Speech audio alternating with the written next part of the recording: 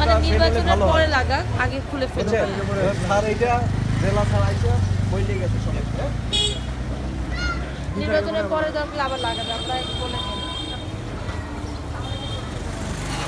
অভিযানটা কিসের উপর ভিত্তি? নির্বাচনী আচরণ বিধি প্রতিপালনের জন্য, আইন শৃঙ্খলা রক্ষার জন্য নির্বাচনী আচরণ বিধি শান্তি শৃঙ্খলা ঠিক আছে কিনা, নির্বাচনের যে আচরণগুলো সবাই মানছে কিনা।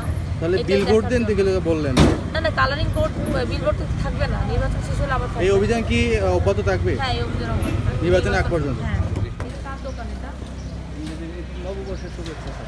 হ্যাঁ,